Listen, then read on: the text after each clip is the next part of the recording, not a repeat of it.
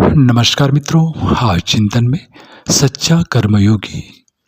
कर्म आमतौर पर उन कार्यों को माना जाता है जो शरीर से किए जाते हैं और जिनका उद्देश्य किसी विशेष फल की प्राप्ति होता है।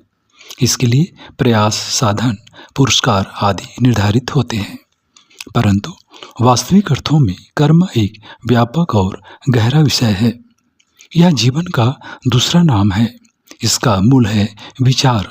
यदि विचार निष्कलुष, निस्वार्थ और सेवा भाव से युक्त हों तो उनके परिणाम भी श्रेष्ठ होंगे।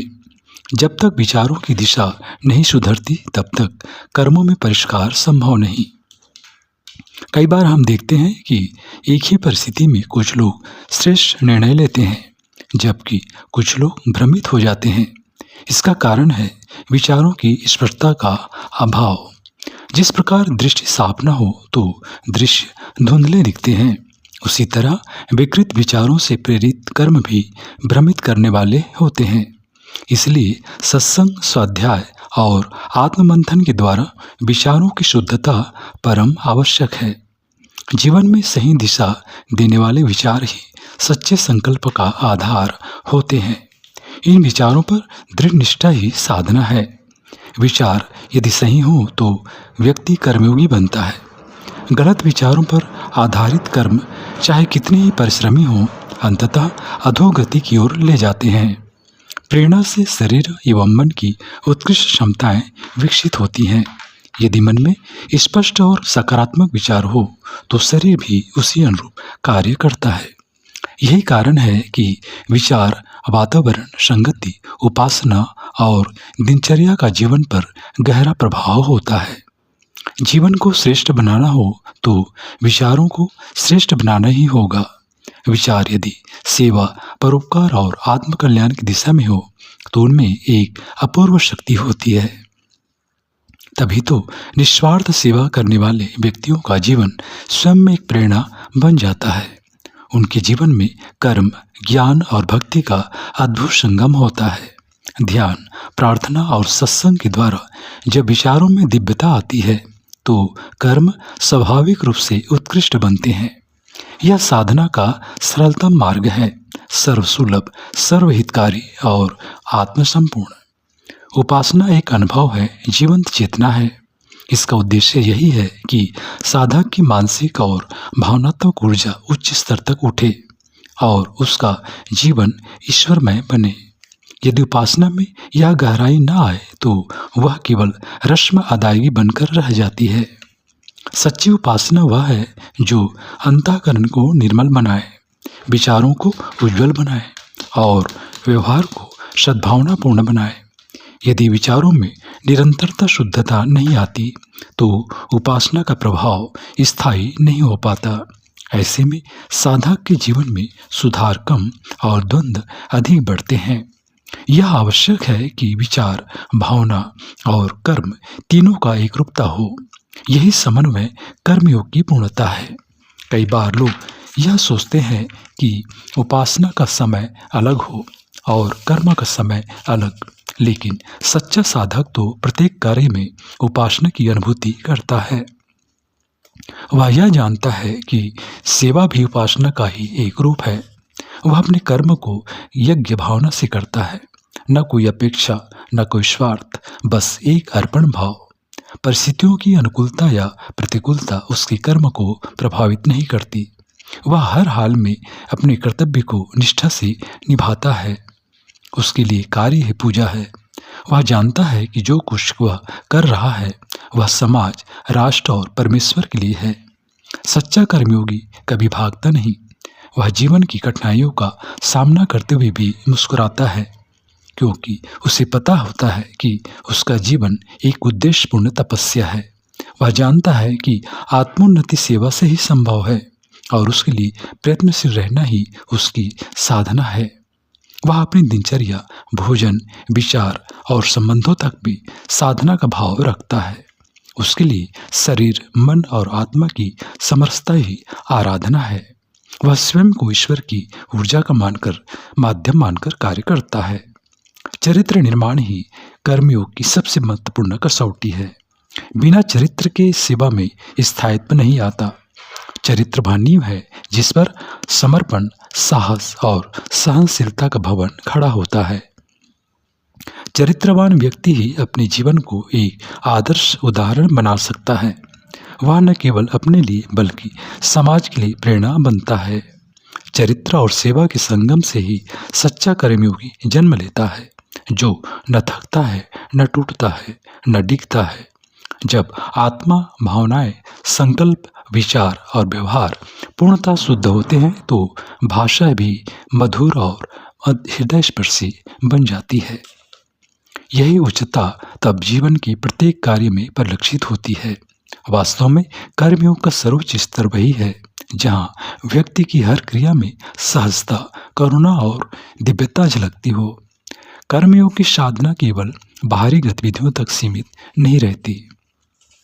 यह आत्मा की आंतरिक सुंदरता को प्रकट करने की प्रक्रिया है। यदि यह भाव जाग जाए कि मैं जो कुछ कर रहा हूँ वह ईश्वर के लिए है, तो कार्य साधना बन जाता है। जीवन साधना में संयम, नियम, संतुलन और सात्विकता अनिवार्य है। इसके लिए बिना श्रेष्ठ विचार टिक नहीं सकते। संयमित जीवन शैली ही श्रेष्ठ कर्म की नींव बनती है। शरीर को स्वस्थ, मन को शांत और आत्मा को जागृत रखने के लिए नियमित दिनचर्या और संयमित खान पान अत्यंत आवश्यक है। कर्मयोग का उद्देश्य केवल समाज सेवा नहीं, आत्मविकास भी है। सेवा और साधना जब समरस हो तभी जीवन सार्थक बनता है। यह साधना निरंतर अभ्यास और आत्मनिरीक्षण से ही संभव होती है। मन, वाणी और शरीर के प्रत्येक कार्य में पवित्रता, मर्यादा और श्रद्धा का होना आवश्यक है। चरित्र और विचार की सुंदरता बिना आत्मसंयम के संभव नहीं। यदि हमारा शरीर स्थिर नहीं, मन चंचल है, वाणी असंयमित है, तो कोई भी साधना स्थायी प्रभाव नहीं छोड़ सकती। इसलिए दिनचर्या का नियमन, ध्यान, स्वाध्याय और मौन जैसे अभ्यास कर्मयोगी जीवन के लिए आवश्यक अंग है। आज की भागदौड़ भरी दुनिया में बहुत से लोग अपने लिए समय नहीं निकाल पाते, परंतु यह आवश्यक है कि हम प्रतिदिन कुछ समय आत्मचिंतन, मौन, सेवा और साधना के लिए निश्चित करें। यही जीवन में संतुलन लाता है और आंतरिक शक्ति को जागृत करता है। भारत की ऋषि परंपरा ने सदा यही सिखाया है कि जीवन केवल भोग के लिए नहीं, वरन योग के लिए है। यदि हर कार्य को ईश्वरार्पण की भावना से किया जाए तो हमारा संपूर्ण जीवन ही उपासना बन जाता है। हर जीवन साधना का एक लक्ष्य होता है, निरंतर जागरूक रहना और उसे अपने कर्मों में व्यक्त करना। कर्मयोग का अंतिम और सबसे उच्च चरण यह है कि हर परिस्थिति में हमारी स्थिरता बनी रहे और उद्देश्य स्पष्ट हो। उत्सव धर्मिता केवल बाहरी क्रिया नहीं, वह एक निरंतर स्थिति है जो संयम, सेवा और सद्भाव से जुड़ी होती है। हम जो भी कार्य करें वह केवल व्यक्तिगत लाभ के लिए नहीं, बल्कि समष्टि कल्याण की भावना से करें। परिवार, समाज, राष्ट्र और समूची सृष्टि के साथ जुड़कर जो कार्य किया जाए वही सच्चा कर्मयोग है। कर्म की इस दिशा में हम अपने व्यक्तिगत सुख दुख से ऊपर उठ जाते हैं। हमारे कर्म में ईश्वर की प्रेरणा और आत्मा की अनुभूति झलकनी चाहिए। इसके लिए जरूरी है कि हम सतत आत्मनिरीक्षण करें। कहीं हमारे विचार, वाणी या व्यवहार में स्वार्थ तो नहीं, कहीं हमारा मन प्रमाद में फिसल तो नहीं रहा। यदि आत्मनिरीक्षण की यह आदत न हो तो साधना मात्र बाह्य प्रदर्शन बनकर रह जाएगी। अतः कर्मयोगी को चाहिए कि वह हर दिन के कार्यों में अपने भीतर उतर कर यह देखे कि उसकी प्रवृत्तियों में सच्चाई, सेवा और तप का भाव है या नहीं।